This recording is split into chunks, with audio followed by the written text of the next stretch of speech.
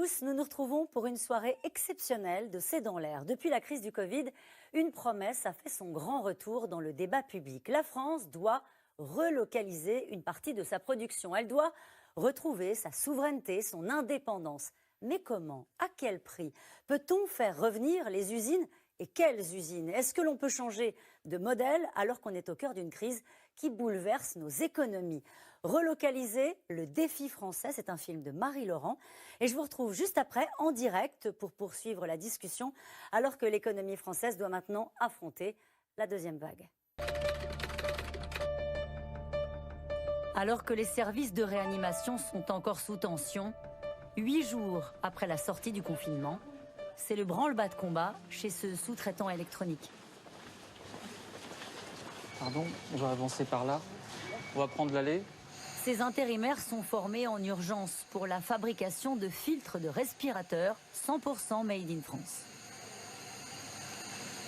Vous prenez les filtres, vous en prenez 2 dans la main, et on vient faire l'assemblage. Et après, on couvre avec les 2 là. Voilà, c'est ce qu'on avait vu en salle. Et on pousse. C'est notre participation à l'effort de guerre. Alors on démarre simplement la production. On a commencé hier, mais là on commence à monter en régime. Objectif 300 000 pièces par semaine. Un acte de résistance pour le patron Éric Burnotte, déterminé à faire la démonstration que produire en France reste possible dans un secteur décimé par les délocalisations. Si on avait voulu faire ça avec des entreprises étrangères, on n'aurait jamais pu le faire dans un délai aussi court.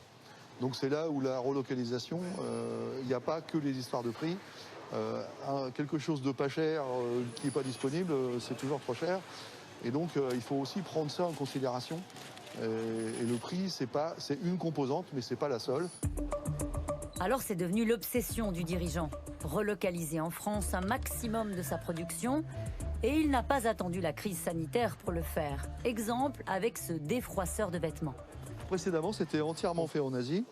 Et puis petit à petit, en fait, c'est pour des productions qui vont être relocalisées, y compris la partie électronique, puisque ça, c'est quand même la base. Sans circuit imprimé, on peut avoir toutes les usines qu'on veut, il y a tout qui s'arrête. C'est un choix qu'on a fait. En fait, on s'est dit en France, on veut monter en compétences, on veut des emplois à forte valeur ajoutée, on veut des emplois qui créent, on veut des designers, on veut des publicitaires, on veut des gens qui inventent la nouvelle fibre, le nouveau matériau qui va faire la basket. Et on préfère avoir cet emploi-là qui rapporte plus à l'économie nationale que de faire la production. Et la production, finalement, on va la laisser se faire ailleurs. On délocalise pour plusieurs raisons. La première chose, c'est quand même le coût du travail. En réalité, c'est pas qu'une question de productivité comme on nous parle, parce que la France, les Français sont très productifs.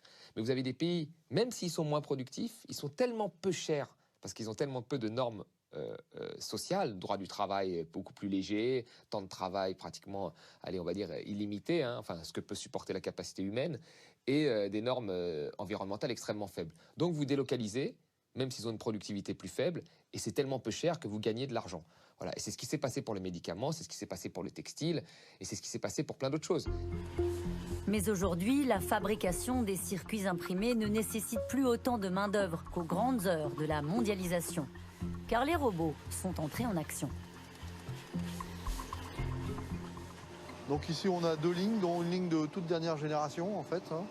Donc c'est des lignes qui ont une capacité d'environ 35 000 composants heure. Donc avec un chargement qui est automatique et un déchargement qui est automatique.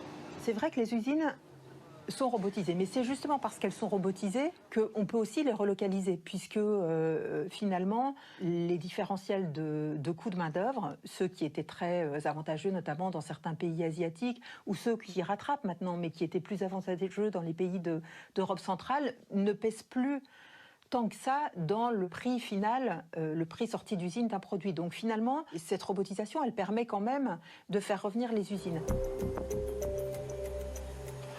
Un peu de fierté technologique, mais pas de quoi combler l'amertume de l'électronicien. Il ne faut pas oublier que jusqu'en dans les années 2000, la France était à la pointe en matière d'équipement électronique. Les téléphones, les premiers sont quand même sortis d'ici. J'ai travaillé dans une entreprise alsacienne qui s'appelait Sony, qui faisait 10 000 téléphones jour.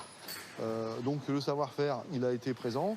Pour des raisons, comment dirais-je, stratégiques, et financière, il a été décidé de délocaliser les choses. Ça fait une quinzaine d'années qu'on ne forme plus d'électroniciens en France. Hein. Il n'y a plus de CAP, plus de BEP, plus de BTS, plus de bac, hein, les fameux bac E2, tout ça, ça a disparu. C'est une bêtise. Donc on est en train de s'en rendre compte. Simplement, entre deux, il y a eu beaucoup de dégâts de fait. Et maintenant, il va falloir rattraper le temps perdu. Et pour ça, il va falloir se remonter les manches. Et vite.